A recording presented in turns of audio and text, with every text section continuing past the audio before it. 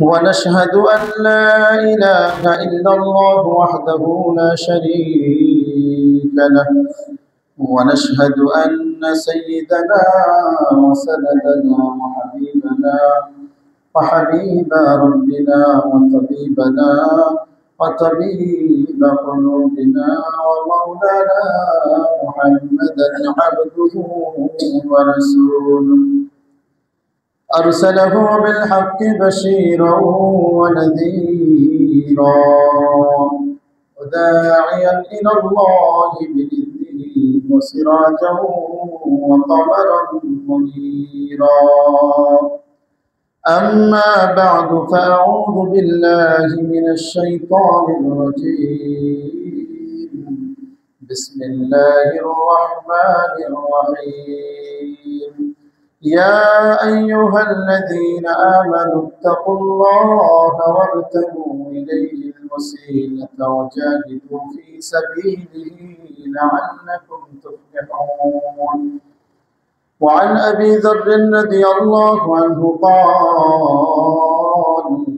قال لي رسول الله صلى الله عليه وسلم اتق الله حيثما كنت وأتبع السيئة الحسنة وخالق الناس بخلق حسن وقال تعالى إن الله وملائكته يصلون على النبي يا أيها الذين آمنوا صلوا عليه وسلموا تسليما اللهم صل على محمد وعلى آل محمد كما صليت على إبراهيم وعلى آل إبراهيم إنك حميد مجيد اللهم بارك على محمد وعلى آل محمد كما باركت على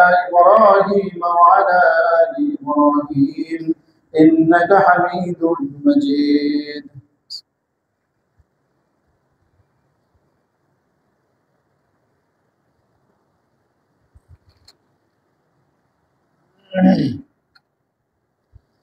সম্মানিত মুসল্লিয়ান কিরাম, আল্লাহ পাক রব্বুল আলামিনের দরবারে অসংখ্য অগণিত শুকরিয়া যে মহান রব্বুল আলামিন আমাদেরকে অত্যন্ত ভালোবেসে দয়া করে মায়া করে সৈয়দুল আইয়াম জুমার দিন সৈয়দুল মাকান আল্লাহর ঘর মসজিদে আসার বসার তৌফিক দান করেছেন এবং কিছু দিন আলোচনা করার এবং শোনার তৌফিক দান করেছেন। এজন্য আমরা সকলে জোরে বলি আলহামদুলিল্লাহ।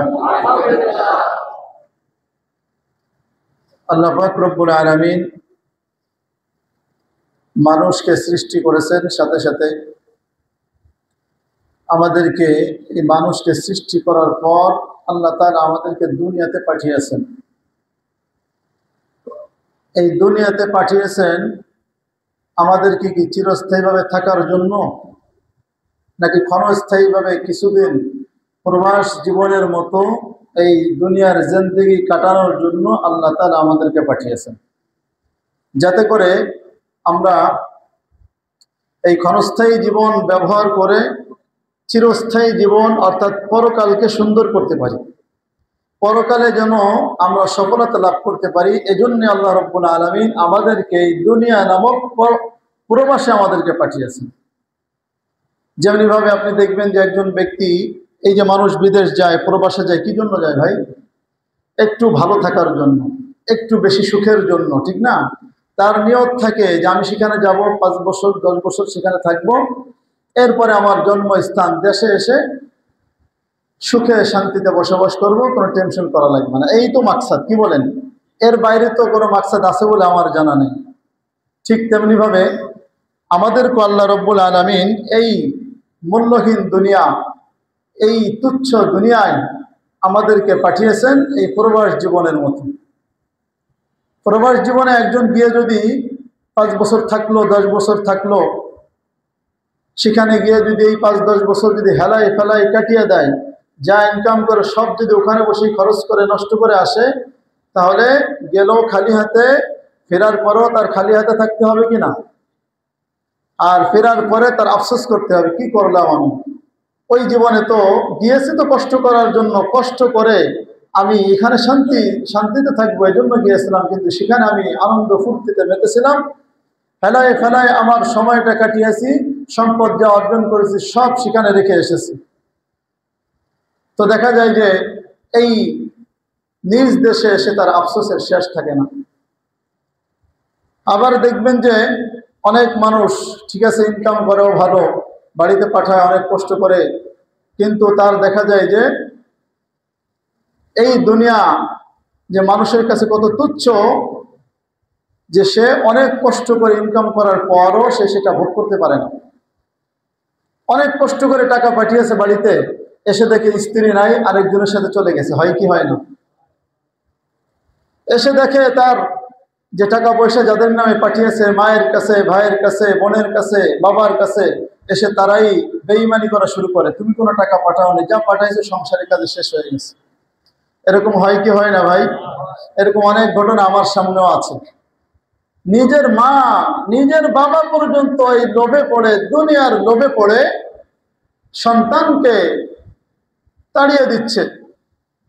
5 বছর বিদেশ করে এসে এখন সে রিক্সা চালায়। খবর নিলাম, কেন ভাই, তোমাকে তো দেখতে রিক্সাওয়ালা মনে হয় না। বলে, ভাই আসলে আমি রিক্সাওয়ালা নয়।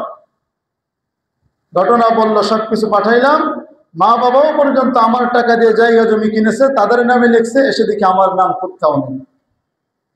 রাগে ক্ষোভে বাড়ি থেকে বের হয়ে এসেছে, এখন রিক্সা চালায়, আরেক এলাকায় থাকে। কি একটা অস্থির অবস্থা না? তো দেখা যায় যে আমাদের দুনিয়া কিন্তু ভাই এরকমই। আপনি যতই ইনকাম করবেন, যতই কিছু করেন না কেন, যদি হালাল ভাবে চলেন তাহলে দেখা যাবে যে স্বাভাবিকভাবে যদি চলেন তাহলে আপনি আখিরাতও কামাইতে পারবেন এই দুনিয়া দিয়ে, আর দুনিয়াতেও শান্তিতে থাকতে পারবেন। আর যদি আমরা শুধু দুনিয়ার পিছনে যদি দৌড়াই, আখিরাতকে যদি আমরা ভুলে থাকি, আল্লাহর বিধান যদি আমরা না মানি, মালি যে ইবাদত আছে ইবাদতগুলো যদি আমরা পালন না করি, তাহলে দেখা যাবে যে শুধু দুনিয়ার পিছনে আমি দৌড়াইলাম, আল্লাহর নাফরমানির মধ্যে দৌড়াইলাম, হারামের মধ্যে দুনিয়া ইনকাম করলাম। পরবর্তীতে দেখা যাবে যে ভাই অধিকাংশ ক্ষেত্রে, এটা আপনার সবার সামনে এই দৃষ্টান্ত আছে, যে অনেক টাকা পয়সা হয়েছে, এখন নিজের শরীরে এমন একটা রোগ দেখা দিছে যে রোগের কারণে এখন আর সম্পদ ব্যবহার করার সুযোগ নাই। অথবা এমন একটা অবস্থা হয়েছে, এখন অনেক কষ্ট করেছে মা বাবা, এখন মা বাবাকে এখন খাওয়াইবে, টাকা পয়সা হয়েছে, মা বাবা হয় মারা গেছে, না হলে অসুস্থ হয়ে ঘরে পড়ে আছে। এরকম হয় কি হয় না? প্রিয় ভাই, এই জন্য আমাদের বোঝা উচিত যে দুনিয়া এটা ক্ষণস্থায়ী, এটা চিরস্থায়ী নয়। এটা আমাদের জন্য একটা প্রবাস জীবন, ক্ষণস্থায়ী জীবন। সামান্য কিছু সময়ের জন্য আল্লাহ তাআলা আমাদেরকে এখানে পাঠিয়েছেন, যে কিছু অর্জন করার জন্য। কোন জায়গার জন্য? আখিরাতের জন্য। আখিরাত যেন আমার আপনার সুন্দর হয়, সেই আখিরাতের জন্য আল্লাহ রাব্বুল আলামিন আমাদেরকে পাঠিয়েছেন, যে তোমরা ওখানে একটু ভালো কাজ করে আসো, আখিরাতে যেন তুমি চিরস্থায়ী শান্তিতে থাকতে পারো।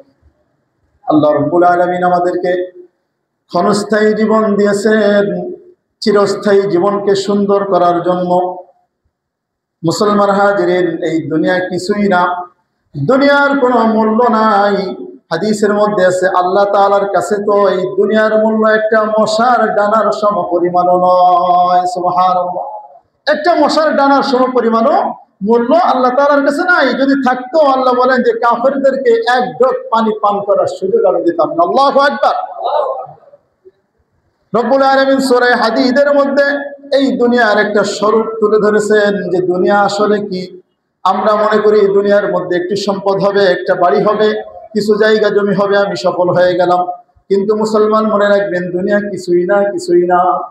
রব্বুল আলামিন বলেন, ইন ইয়ালামু আন্নামাল হায়াতুদ দুনিয়া লাইবুন ওয়া লাহবুন ওয়া যিনাতুন ওয়া তাফাখুরুন বাইনাকুম ওয়া তাকাসুরুন ফিল আমওয়ালি ওয়াল আওলাদ। আল্লাহু আকবার। রব্বুল আলামিন বলেন যে জেনে রাখো, দুনিয়া হলো একটা খেল তামাশা, একটা অনর্থক বস্তু। জিনাতুন, একটা সৌন্দর্য, বাহ্যিক সৌন্দর্য। ওয়া তাফাখুরুন বাইনাকুম, এবং তোমাদের পরস্পরের মাঝে একটা অহংকার করার বস্তু আছে না। একটু সম্পদ অর্জন করে বলে, আরে তোর আর কি আছে, আমার কিন্তু এই আছে, আমার কিন্তু ঢাকা 2টা বাড়ি আছে, মুন্সিগঞ্জ 3টা বাড়ি আছে, বলে কি বলে না? এই যে আল্লাহ রাব্বুল আলামিন বলছেন তাফাকুরুন বাইনাকুম, পরস্পর তোমাদের মাঝে একটু অহংকার করা, একটু গর্ব করার বস্তু।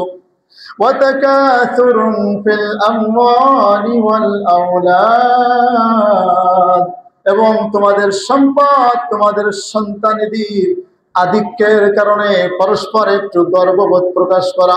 মানুষের যখন বয়স হয়ে যায়, যখন বৃদ্ধ হয়ে যায়, তখন এই ব্যক্তির কোনো কাজ থাকে না, তখন দেখা যায় যে পরস্পর চায়ের দোকানে যখন বসে তখন খুব গর্ব করে, আমার কিন্তু 10জন সন্তান, মানে আমার 10টা লাঠি, কথা সাবধানে বলো, কথা বললে কিন্তু 10 লাঠি তোমার পিঠে পড়বে, আছে না এরকম? আবার বলে আমার সম্পদ আছে, আমার গ্রামেও সম্পদ আছে, বাড়ি আছে, শহরে আমার সম্পদ আছে, এই তো মনের একটু গর্ব, এই ছাড়া কিন্তু দুনিয়ার মধ্যে আর কিছুই না। রব্বুল আলামিন আরেকটি সুন্দর দৃষ্টান্ত দিয়েছেন, কামাসালি গায়থিন আজাবাল কুফার নাবাতুহু সুম্মা ইয়াহিজু ফাতারাহু মুসফাররান সুম্মা ইয়াকুনু হুতামা। রব্বুল আলামিন বলেন দুনিয়া হলো একটি মেঘমালা বৃষ্টির মতো, যেই মেঘমালা বৃষ্টির কারণে ফসল সুজলা সুফলা হয়, ফসল যখন শস্য যখন সুজলা সুফলা হয়ে যায়, সবুজ শ্যামল ফসল যখন হয়, তখন আজাবাল কুফার নাবাতুহু, ওই ফসল কৃষককে সন্তুষ্ট করে দেয়। এখানে কুফার এর শব্দের অর্থ হলো কাফের, কিন্তু এখানে কাফেরের আরেকটি অর্থ হলো কৃষক। তো এখানে কৃষক উদ্দেশ্য, যদিও কোনো কোনো তাফসীরবিদ ধরেছেন কাফেরদের কথা হতে, সেটা ভিন্ন দিকে যাবে, কিন্তু এখানে কৃষক উদ্দেশ্য যদি আমি নেই, তখন উদ্দেশ্য হবে যে যখন কৃষক ফসল লাগায়, ফসলটা যখন সবুজ শ্যামল হয়ে যায়, তখন তার মনে একটা আনন্দ লাগে কি লাগে না ভাই?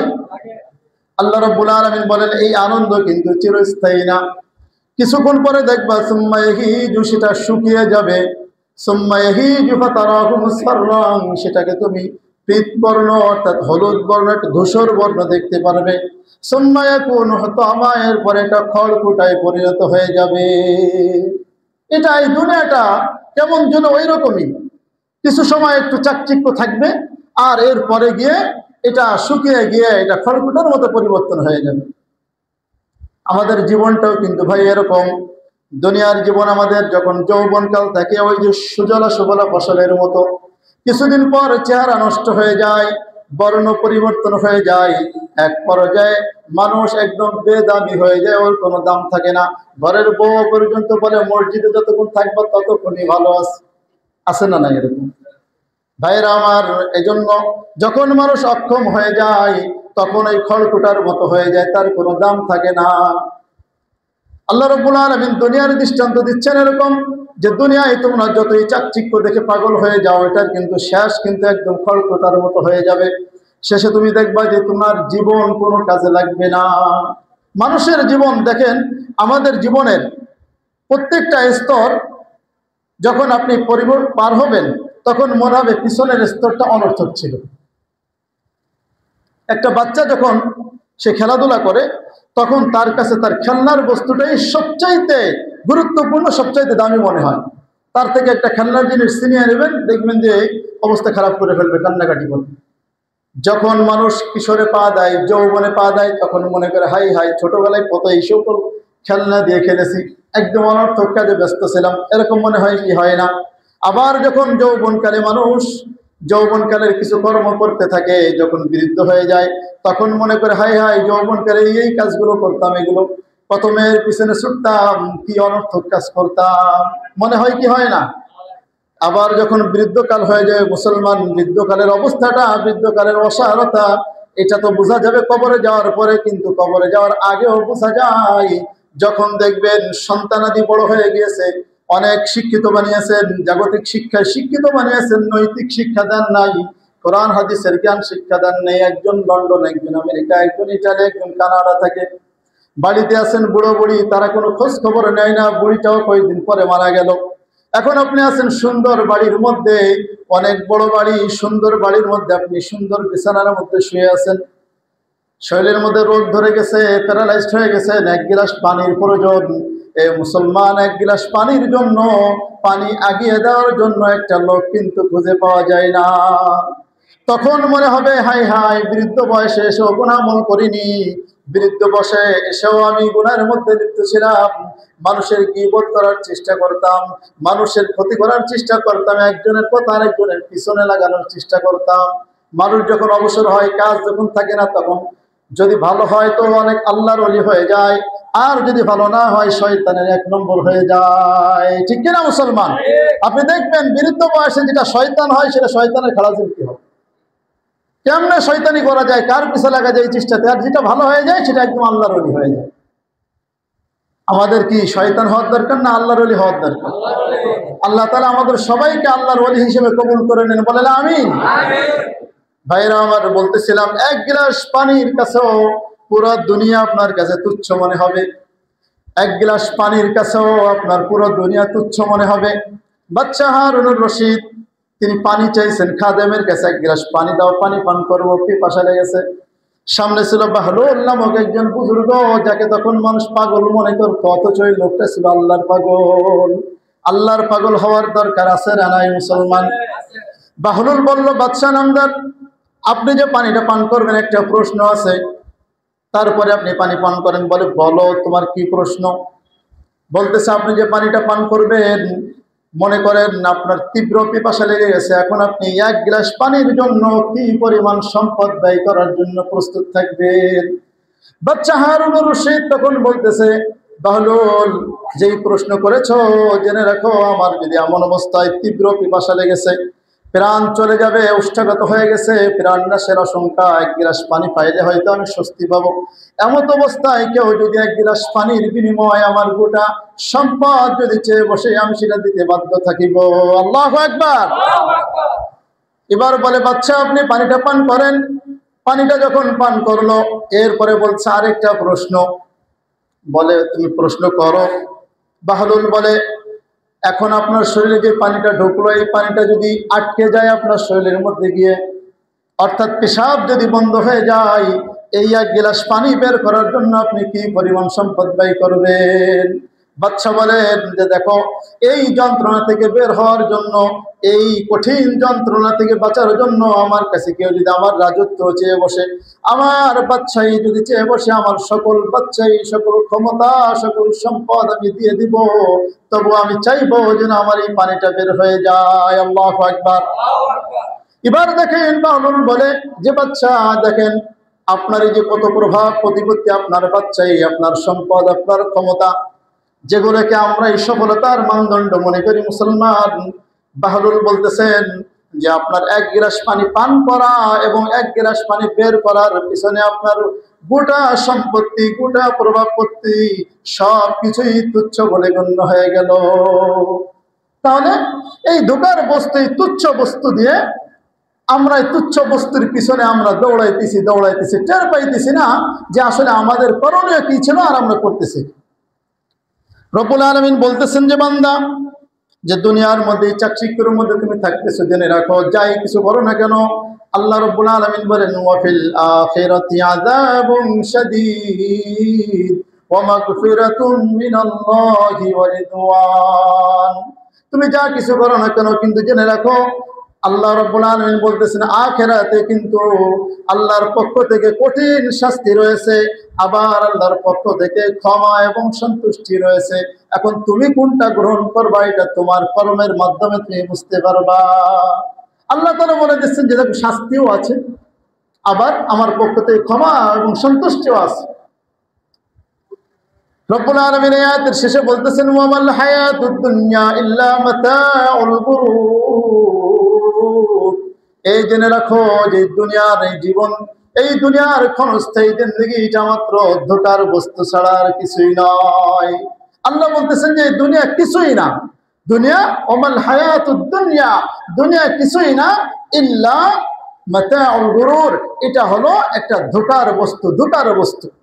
আপনি দৌড়াবেন, দেখবেন যে লাস্টে কিছুই নেই, শুধু দৌড়াতে থাকবেন। এই জন্য মুসলমান হাজিরিন, দুনিয়ার জন্য পাগল পারা হওয়া যাবে না, স্বাভাবিক গতিতে চলবেন। রিজিকের মালিক কে? আল্লাহ। আদ-দুনিয়া বাকদরে মুকদ্দার ওয়াল আখিরা বাকদরে মাশাক্কাত।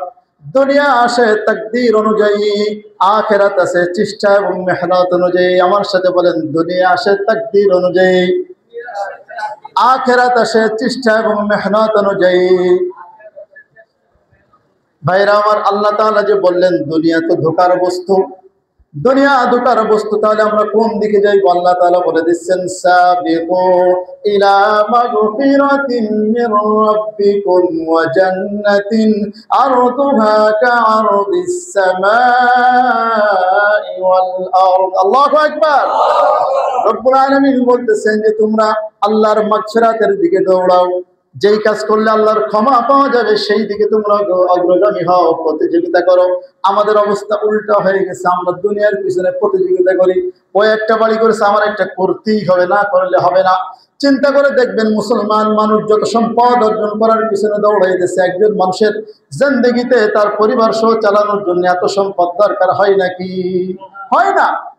কেন করতে? শুধু মনের চাহিদা, মনের ভালো লাগে, এছাড়া আর কিছুই না। ওই যে আল্লাহ বলছেন যে শুধু মনের তাফাখুরুন বাইনাকুম, মনের একটু অহংকার প্রকাশ করা, একটু ভালো লাগা, তাছাড়া আর কিছুই না। ওয়া জান্নাতিন আরদুহা কাআরদিস সামাই ওয়াল আরদ, এবং তোমরা ওই জান্নাতের দিকে দৌড়াও, ওই জান্নাতের দিকে দৌড়াও যেই জান্নাতের প্রশস্ততা, যেই জান্নাতের প্রস্থ আসমান জমিনের মাঝে যে প্রস্থ রয়েছে এর চাইতে বেশি। সুবহানাল্লাহ।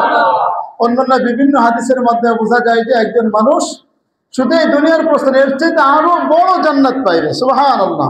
10 দুনিয়ার সমান এই ব্যক্তি জান্নাত পাবে, সবচেয়ে নিম্নমানের জান্নাত। জান্নাতের মধ্যে কিন্তু ভাই স্তর স্তর হবে। আপনার আমল যে স্তরে, আপনি সেই স্তরের জান্নাতে যাবেন যদি জান্নাতি হন। আর একদম কোনো ব্যক্তি জাহান্নামে পড়তে পড়তে সর্বশেষ যে ব্যক্তি ঈমান থাকার কারণে জান্নাতে যাবে, তার জন্য হবে এরকম 10 দুনিয়ার সমান। সুবহানাল্লাহ। আর একটু আসতে বলেন। ভাইরা আমার, এই জন্য দুনিয়া নিয়ে চিন্তা করা যাবে না, বরং দুনিয়ার পিছনে দৌড়া যাবে না, দৌড়ানো যাবে না। তুমি যতই দৌড়াও দুনিয়া তুমি ততটুকুই পাইবা। আমার আল্লাহ তোমাকে যতটুকু দান করবেন। মনে আছে তো? দুনিয়া আসে তাকদীর অনুযায়ী, আখিরাত আসে চেষ্টা অনুযায়ী। দলিল নেন সূরা বনী ইসরাঈলের মধ্যে রব্বুল আলামিন 18 এবং 19 নং আয়াতে বলতেছেন, মান কানা ইউরিদুল আজিলাতা আজ্জালনা লাহু ফিহা মা নাশাউ লিমান নুরিদ। আল্লাহু আকবার। রব্বুল আলামিন বলতেছেন যে এই ব্যক্তি শুধু দুনিয়া চায়, আমরা দোয়া করলে অনেক সময় বলি আল্লাহ তুমি একটা বাড়ি করে দাও, একটা সম্পদ দাও, এই করে দাও, সেই দাও, আখিরাতের কোনো খোঁজ খবর নেই না। এরকম হয় কি হয় না? আমাদের দোয়া করলেই শুধু দুনিয়ার দোয়া। হুজুর দোয়া করেন ব্যবসাটা যেন ভালো চলে, একবার কেউ দোয়া চায় না যে হুজুর আমি যেন মুত্তাকি হয়ে যেতে পারি, একটু দোয়া করেন। এরকম দোয়া চাওয়ার লোক খুবই কম, হাজারে তো একটা পাওয়া যেতে পারে। হুজুর দোয়া করেন যেন আল্লাহ তাআলা গুনাহ থেকে হেফাজত করে, হুজুর দোয়া করেন যেন একটু মুত্তাকি হতে পারে। এরকম দোয়া চার লোক বর্তমানে পাওয়াই যায় না। অথচ এটাই দরকার ছিল। মানুষ মারা গেলে মানুষ কান্নাকাটি করে, হাই হাই স্বামী মারা গেছে, স্ত্রী কান্না করে আমি এখন কাকে নিয়ে চলবো, আমার সন্তানাদি কি খাবে। কিন্তু কেউ একটু চিন্তা করে না যেই লোকটা মারা গেল এই ব্যক্তির আখিরাতে কি হবে, এই ব্যক্তির কবর আযাব বন্ধ হবে কি হবে না, এই ব্যক্তির আল্লাহর কাঠ গড়ায় দাঁড়াতে হবে কিনা, এই ব্যাপারে কেউ চিন্তা করে না। অথচ আসল চিন্তা করার দরকার ছিল এটাই যে আমার ভাই মারা গেল, তার জন্য কি করার দরকার, আখিরাতে যেন শান্তিতে থাকতে পারে, কবরে যেন সে প্রশ্ন উত্তরে যেন ধরা না খায়, এরকম চিন্তা করে কান্না করার দরকার ছিল। কিন্তু আমরা এটা করি না, আমরা শুধু নিজের স্বার্থের জন্য শুধু কান্নাকাটি করি। ভাইরা আমার, আল্লাহ বলতেছেন যে যেই ব্যক্তি দুনিয়া চায় আমি তাকে দুনিয়া দান করি। আজ্জালনা লাহু ফিহা মা নাশাউ লিমান নুরিদ। তবে দুইটা মূলনীতির ভিত্তিতে। 1 নম্বর হলো তুমি যতই যেখানে যারা আছে সবাই যদি দুনিয়া চায়, সবাই যদি একরকম যদি চায়, আল্লাহ তুমি আমাকে 10 লক্ষ টাকা দাও, সবাই যদি সমানভাবে চায়, আল্লাহ বোঝাতে চান যে বান্দা সবাই চাইলে কিন্তু সবাইকে আমি দিব না, বরং আমি যাকে সমীচীন মনে করবো তাকেই দিব। আবার মানুষ অনেক কিছু চায়, একজন মানুষ একাধিক দুনিয়া চাইতেছে, অনেক বস্তু চাইতেছে, কিন্তু আল্লাহ তাআলা সব কিছু দিবেন না, খবর থাকে না। তাহলে কেন এই পবিত্র মাহফিল, পবিত্র জায়গা আমি অপবিত্র করতেছি? অতএব মুসলমান ভাইরা আমার, মাহফিল তো আপনারাই দিবেন, আমরাই তো দিই নাকি? এই জন্য এগুলো লক্ষ্য রাখতে হবে যে আমাদের পবিত্র জায়গা যেন কোনো ফাসেক ফুজ্জারের মাধ্যমে অপবিত্র না হয়। তোমার ভোটের দরকার আলাদা সেমিনার করো, কোনো অসুবিধা নাই। তোমার যদি দাওয়াত দিলাম তোমাকে দিনী ভাই হিসেবে আসবা, কোনো অসুবিধা নাই। তোমার জায়গা ওই যে সাধারণ মানুষ যেখানে বসে সেখানেই বসবা। মাহফিলের প্যান্ডেল গুলো ভরে যায় এখন রাজনৈতিক নেতাদের, আর আলেম ওলামাদের বসার জায়গা থাকে না। অথচ মাহফিলের প্যান্ডেল গুলো মূলত বসার জন্য, আলেম ওলামাদের বসার জন্য বানানো হয়, সেখানে ভরা হয়ে যায় এই সমস্ত ফাসিক ফুজ্জারদের মতো। ভাইরা আমার, জন্য এই ধরনের মাহফিল নিকৃষ্ট মাহফিল হিসেবে পরিগণিত হবে। আমরা সতর্ক থাকি, দাওয়াত দেবেন, অসুবিধা নাই, দিন ভাই হিসেবে সবারই তো দাওয়াত দেওয়া যায়। তারা আসবে, মাহফিল শুনবে, তারা বয়ান শুনবে, কোরআনের হেদায়েত থেকে কিছু হেদায়েত গ্রহণ করতে পারলে পারবে, আর না পারলে না পারবে। কিন্তু এখানে এসে ভোট চাওয়া বা এই ধরনের কিছু করা, রাজনৈতিক কোনো প্রচারণা, আপনারা কি বলেন, এটা কি সঠিক? এটা কি ঠিক কোনো পবিত্র মাহফিলে? এটা ঠিক নয়। অতএব এগুলো থেকে আমরা হেফাজতে থাকবো, বিরত থাকবো। আল্লাহ তাআলা আমাদের সবাইকে তৌফিক দান করেন, বলেন আমিন। বলতেছিলাম ভাইরা আমার, দুনিয়া শুধু চাওয়ার কারণে, দুনিয়া আপনি পাইতেও পারেন, নাও পাইতে পারেন, কোনো গ্যারান্টি আছে? কোনো গ্যারান্টি নাই। কিন্তু আল্লাহ বলতেছেন, শুধু দুনিয়া চাওয়ার কারণে তোমার জন্য জাহান্নাম অবধারিত হওয়ার ব্যাপারে গ্যারান্টি দিয়ে দিলাম। রব্বুল আলামিন বলেন, মান কানা ইউরিদুল আজিলাতা আজ্জালনা লাহু ফিহা মা নাশাউ লিমান নুরিদ সুম্মা জাআলনা লাহু জাহান্নাম। অথবা আমি এই ব্যক্তির জন্য জাহান্নাম, নাউযুবিল্লাহ, ইয়াসলাহা মাদমুমান মাদহুরা, ওই ব্যক্তি জাহান্নামের মধ্যে প্রবেশ করবে নিন্দিত অবস্থায়, বিতাড়িত অবস্থায়, বলেন নাউযুবিল্লাহ। ভাইরা আমার, তাহলে শুধু দুনিয়া চাওয়ার মাধ্যমে আখিরাত বরবাদ হয়ে যাচ্ছে, আর দুনিয়া পাওয়ার ব্যাপারে কোনো গ্যারান্টি থাকছে না। তাহলে আমাদের করতে হবে কি ভাই? দুনিয়ার জন্য বেশি বেশি দৌড়াইতে হবে না আখিরাতের জন্য দৌড়াইতে হবে? আল্লাহ তাআলা এর পরের আয়াতে বলে দিচ্ছেন, ওমান আরাদাল আখিরাতা ওয়া সাআ লাহা সা'য়াহা ওয়া হুয়া মুমিনুন ফাউলাইকা কানা সা'য়ুহুম মাশকুরা। রব্বুল আলামিন বলতেছেন, আর যে ব্যক্তি আখিরাতের জন্য ঈমান থাকা অবস্থায় চেষ্টার মতো চেষ্টা করে, চেষ্টা করার মতো চেষ্টা করে, অর্থাৎ যেমন চেষ্টা করলে আখিরাত পাওয়া যাবে তেমন যেই ব্যক্তি চেষ্টা করবে, রব্বুল আলামিন বলেন, ফাউলাইকা কানা সা'য়ুহুম মাশকুরা, ওই ব্যক্তির চেষ্টা আল্লাহ তাআলা গ্রহণ করে নেবেন। সুবহানাল্লাহ। ওই ব্যক্তির চেষ্টা মাশকুরার অর্থ হলো ফলপ্রসূ হবে, স্বীকৃত হবে, তার চেষ্টা আল্লাহ তাআলার কাছে গ্রহণযোগ্য হবে। দুনিয়া সে পাক বা না পাক এটা তো আল্লাহর নির্ধারিত, আল্লাহ দিয়ে দেবেন। কিন্তু আখিরাতের ব্যাপারে চেষ্টা করবেন, তো আপনার চেষ্টার মাধ্যমে বুঝতে পারবেন যে আপনি আসলে আখিরাতে সফলকাম কিনা। আপনি দুনিয়ার থেকে যাওয়ার আগেই আপনি বুঝতে পারবেন। কারো বলে দেওয়া লাগবে না যে আপনি আসলে জান্নাতে যাবেন না জাহান্নামে যাবেন। এটা আপনার নিজের আমলের মাধ্যমে আপনি টের পাইবেন যে হ্যাঁ, আমি জান্নাতি কাজ করতেছি, আমি আশা রাখি আল্লাহ তাআলা আমাকে জান্নাত দিবেন। আল্লাহর রহমতের আশা রাখতে হবে। তবে এখানে একটা শর্ত দিয়েছে যে আল্লাহ রাব্বুল আলামিন, যে মুমিন থাকা অবস্থায় আখিরাতের চেষ্টা করতে হবে। এখানে একটা বিষয় মনে রাখতে হবে, আমাদের অসংখ্য মুসলমান ভাইরা, অনেক ভাই আছে আখিরাতের জন্য খালেস নিয়তে চেষ্টা করে, আসলেই তারা মহব্বতের সহিত চেষ্টা করে, নবীকে ভালোবাসে, আসলেই তারা ভালোবাসে, কিন্তু তরিকাটা হয়ে যায় গলত, ভুল তরিকায় নবীর ভালোবাসা প্রকাশ করে বিদআতে লিপ্ত হয়ে যায়, যার কারণে দেখা যায় যে তার ঈমান আমল সব নষ্ট হয়ে যাচ্ছে। বিদআত হলো এমন যে ঘুণ পোকার মতো, এই ব্যক্তি আস্তে আস্তে, যেই ব্যক্তির মধ্যে বিদআত থাকবে ওই ব্যক্তি সুন্নাত থেকে দূরে সরে যাবে। যেখানে আলো থাকে সেখানে কি অন্ধকারের আশঙ্কা করা যায়? যায় না। যেখানে অন্ধকার থাকে সেখানে আলোর আশা করা যায়? ঠিক তেমনি ভাবে যেখানে বিদআত থাকবে সেখানে সুন্নাত থাকবে না, আর যেখানে সুন্নাত জিন্দা হবে ওখান থেকে বিদআত দূরীভূত হয়ে যাবে। সুবহানাল্লাহ। তেমনি ভাবে অনেক মানুষ আছে মনে করে যে বাবার মাজারে গিয়ে যদি একটু সেজদা দিতে পারি আমার সব কিছু অর্জন হয়ে যাবে। আছে না না এরকম? পীর আউলিয়াদের মাজারে গিয়ে তারা সেজদা দেয়, পীর আউলিয়াদের নামে তারা মান্যত করে, নিজের ঈমানটা ক্ষয় দিয়ে আসে। আল্লাহ ব্যতীত অন্য কোনো ব্যক্তির নামে, অন্য কোনো পীরের নামে, অন্য কোনো বাবার নামে মান্যত করা সম্পূর্ণ শিরক। আল্লাহ ব্যতীত অন্য কোনো ব্যক্তির জন্য, অন্য কোনো বস্তুর জন্য সিজদা করা সম্পূর্ণ শিরক। কেউ যদি মনে করে যে বাবার দরবারে মাহমুদ মাজারে গিয়ে যদি একটু সিজদা করতে পারে আমার সন্তান হয় না, 10 বছর হয়তো একটা সন্তান হতেও পারে, অথচ খোঁজ নিয়ে দেখলে দেখা যাবে যে ওই বাবারই জীবনে সন্তান হয় নাই। আছে না নাই এরকম? আরে বাবা কবরের মধ্যে তার কি অবস্থা আছে এটার কোনো খবর নাই। কোরআনের বিভিন্ন আয়াতের মাধ্যমে স্পষ্ট হয় যে কবরস্থ যারা থাকে তারাই প্রতিযোগিতা করে, তারা কে জাহান্নাম থেকে বাঁচবে সেই চিন্তায় তারা চিন্তিত থাকে। তাহলে তার কাছে আমরা কিভাবে চাই? সাধারণ মুসলমানরা এরা যায় ঠিকই, আল্লাহর জন্যই যায়, মহব্বত ঠিকই থাকে আল্লাহর জন্য, আখিরাতের জন্যই যায়, কিন্তু বুঝে না যে সিজদার উপযুক্ত একমাত্র আল্লাহ তাআলা। ওখানে গিয়ে সিজদা দিলে তো আমার জুলুম হয়ে গেল, ঈমান চলে গেল। এই জন্য আল্লাহ বলতেছেন আখিরাতের জন্য চেষ্টা করবা ঈমান থাকা অবস্থায়। ওই ব্যক্তিও কিন্তু, যে ব্যক্তি মাজারে গেল আখিরাতের জন্যই চেষ্টা করতে গেল, ওই ব্যক্তি সওয়াবের নিয়তেই গেল, কিন্তু ওই ব্যক্তি ঈমানটা নষ্ট করে আসলো, শর্ত পাওয়া গেল না, তাহলে ওই ব্যক্তির চেষ্টাও বিফলে চলে যাবে। ভাইরা আমার, এর জন্য আমাদের চেষ্টা করার দরকার কিসের জন্য? আখিরাতের জন্য, দুনিয়ার জন্য নয়। দুনিয়ার জন্য আমি চেষ্টা করি আর না করি, আল্লাহ তাআলা আমাদের জন্য যতটুকু নির্ধারণ করেছেন ততটুকুই আমি পাই। ভাইরা আমার, এই দুনিয়ার জন্য নয়, বরং আখিরাতের জন্য আমরা চেষ্টা করব।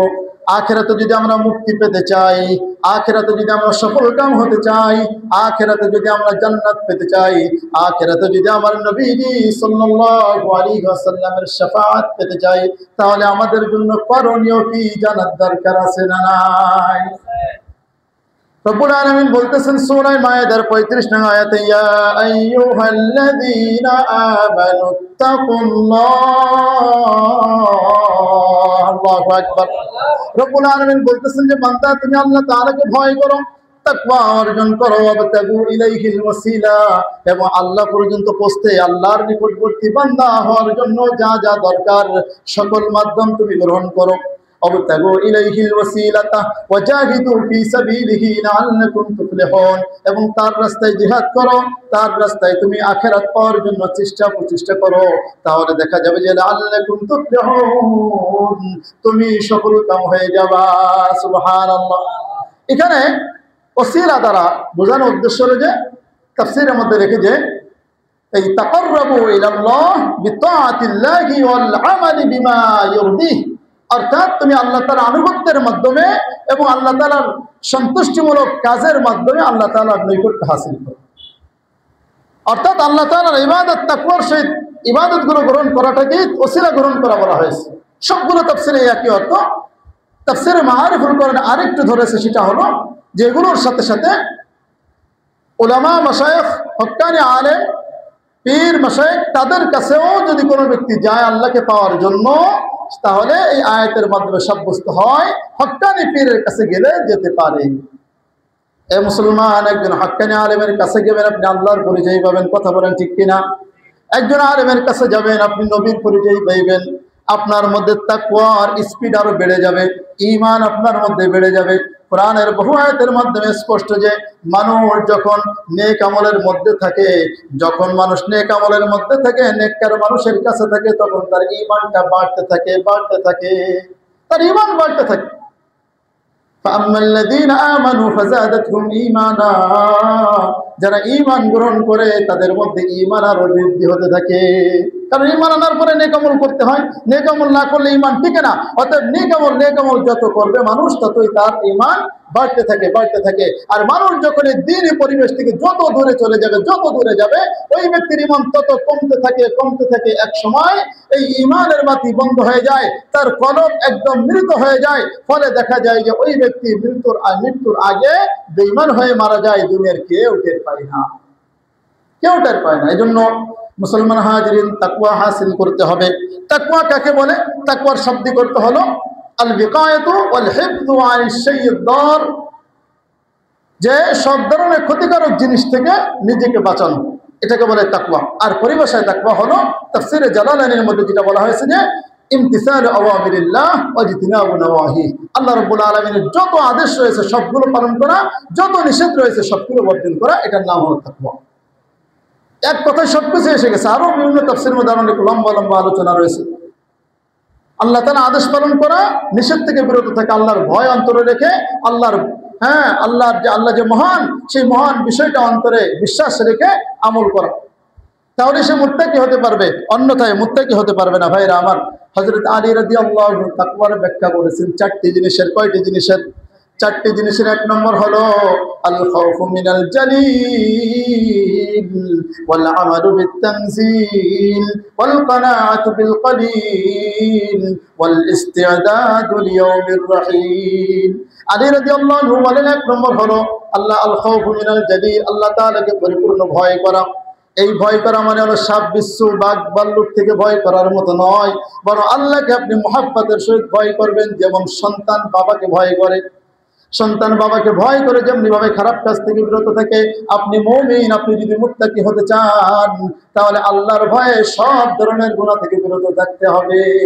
2 নম্বর হলো আমালু বিত-তানজিল, কোরআন এবং সুন্নাহ অনুযায়ী জীবন পরিচালনা করতে হবে। সব কাজে কোরআন সুন্নাহ আগে, সব কিছুর আগে কোরআন সুন্নাহ রাখতে হবে নাকি সামাজিক প্রথা আগে রাখতে হবে? কথা বলেন। কোরআন সুন্নাহ আগে রাখতে হবে। ওয়ালা আমালু বিত-তানজিল, 3 নম্বর হলো ওয়াল কানাআতু বিল কলিল, অল্পে তুষ্ট হতে হবে। শুধু চাই চাই চাই চাই এমন করা যাবে না। আল্লাহ তাআলা যা দিয়েছেন আলহামদুলিল্লাহ, খাইলেও দিন যায় না খাইলেও দিন যায়। কথা বলেন ঠিক কি না? আপনি একদিন একটু কম খাইবেন, রাত পাবে না? একদিন একটু বেশি খাইবেন, রাত পাবে না? রাত তো পাইবে, বরং বেশি খাইলে পরদিন আরো আপনার হাসপাতালে যাওয়ারও আশঙ্কা থাকে, কিন্তু কম খাইলে সে আশঙ্কা নাই। এই জন্য অল্পে তুষ্ট থাকতে হবে, যা দেয় আলহামদুলিল্লাহ। 4 নম্বর হলো ইস্তিদাদু লিয়াউমির রহিম, আখিরাতের জন্য আপনার চেষ্টা করতে হবে। আখিরাতের জন্য চেষ্টা করতে হবে। চেষ্টা প্রচেষ্টা একমাত্র আখিরাতের জন্য, অন্য কোনো উদ্দেশ্যে হবে না। তাহলেই আপনি পরিপূর্ণ মুত্তাকি হতে পারবেন। ভাইরা আমার, মুত্তাকি হওয়ার যে কত উপকারিতা ফলাফল রয়েছে, হযরত ফাইরুজাবাদী তার একটা কিতাব রয়েছে বাসায়রু যাবিত তাময়িজ, এই কিতাবের মধ্যে কোরআনে প্রায় 29 জায়গায় এই মুত্তাকি বান্দাদের তাদের সফলতার সুসংবাদ, তাদের পুরস্কারের সুসংবাদ আল্লাহ তাআলা দিয়েছেন। সুবহানাল্লাহ। তার মধ্যে থেকে ইনি প্রায় 12টা উল্লেখ করেছেন এই কিতাবের মধ্যে। তার মধ্যে একটা হলো ওয়াত্তাকুল্লাহা ওয়া'লামু আন্নাল্লাহা মা'আল মুত্তাকিন, মুত্তাকি বান্দার সঙ্গে আল্লাহ আছেন। সুবহানাল্লাহ। এর চাইতে বড় নিয়ামত আর কি হতে পারে ভাই, যে মুত্তাকি হলে আল্লাহ আপনার সঙ্গে থাকবেন। আর আল্লাহ তো সবকিছুই জানেন, সব জায়গায় আছেন, কিন্তু অর্থাৎ মানুষ গুনাহ করুক আর ভালো করুক সবকিছু আল্লাহ তাআলা দেখেন কিনা? সবকিছুই দেখেন, কিন্তু আপনার সাথে থাকা, এটা তার মানে হলো আপনি বিপদে আপদে পড়বেন। একজন বন্ধু যেমন বন্ধুর কাছে থাকে মুহাব্বতের সহিত, ঠিক তেমনি ভাবে আল্লাহ তাআলা আপনাকে নজরদারিতে রাখছেন, আপনি যেন আপনার মধ্যে কোনো গুনাহ না হয়, আপনি যেন একমাত্র আখিরাতের কাজ করতে পারেন, এই হিসেবে আল্লাহ তাআলা আপনার সাথে থাকবেন। সুবহানাল্লাহ। আরো বিভিন্ন আয়াতের মাধ্যমে স্পষ্ট হয় যে মুসলমান দুনিয়ার মধ্যে যত সমস্যা থাকবে সব সমস্যার সমাধান করে দেবেন তিনি কে? ওমাইয়াত্তাকিল্লাহা ইয়াজআল লাহু মাখরাজা, মানুষ যখন তাকওয়া হাসিল করবে তখন আল্লাহ রাব্বুল আলামিন তার জন্য সকল সমস্যার সমাধান বের করে দিবেন। সুবহানাল্লাহ। রিজিকের জন্য মানুষ চুরি করে, ডাকাতি করে, তাকওয়া ছেড়ে দেয়, গুনাহের কাজের মধ্যে লিপ্ত হয় শুধুমাত্র রিজিকের কারণে। আল্লাহ বলেন ওয়ায়ারযুকহু মিন হাইথু লা ইয়াহতাসিব, আল্লাহ রাব্বুল আলামিন তাকে এমন অকল্পনীয় অভাবনীয় প্রশস্ত রিজিক দান করবেন। সুবহানাল্লাহ। এমন জায়গা থেকে রিজিক দেবেন যে এই জায়গা থেকে তার রিজিক আসাটা অসম্ভব মনে হয়েছিল, কিন্তু আল্লাহ তাআলা তাকে সেখান থেকে রিজিক দান করবেন, হালাল রিজিক দান করবে, প্রশস্ত রিজিক দান করবে। ভাইরা আমার, এই জন্য মুত্তাকি হওয়ার দরকার আছে না নাই ভাই? আখিরাতে যদি সফলকাম হতে চাই মুত্তাকি হতে হবে। আখিরাতে যদি সফলকাম হতে চাই আখিরাতের জন্য চেষ্টা করতে হবে, দুনিয়ার জন্য নয়। দুনিয়ার জন্য স্বাভাবিক চেষ্টা করবেন, আপনার ভাগ্যে যা থাকে। মুত্তাকি হওয়ার জন্য নেক কাজ বেশি বেশি করার সাথে সাথে গুনাহের কাজ ছাড়তে হবে, গুনাহের কাজ ছাড়তে হবে, তওবা করতে হবে। তওবা করলে আল্লাহ খুশি হয়। ইন্নাল্লাহা ইউহিব্বুত তাওয়াবিন ওয়া ইউহিব্বুল মুতাতাহহিরিন, আল্লাহ রাব্বুল আলামিন তওবাকারীকে ভালোবাসেন। সুবহানাল্লাহ। যা ভাইরা আমার, যা শুনলাম যে আমরা আখিরাতের জন্য প্রস্তুত হব, তাকওয়া হাসিল করব, আল্লাহ তাআলার সকল আদেশগুলো মানব, সকল নিষেধ থেকে বিরত থাকব, আর দ্বীনি যত কাজ পাইব সকল কাজের মধ্যে আমরা চলার চেষ্টা করব, পারবো ইনশাআল্লাহ। আল্লাহ তাআলা আমাদের সকলকে তৌফিক দান করেন। আমিন। আখির দাওয়ানা আলহামদুলিল্লাহি রাব্বিল আলামিন।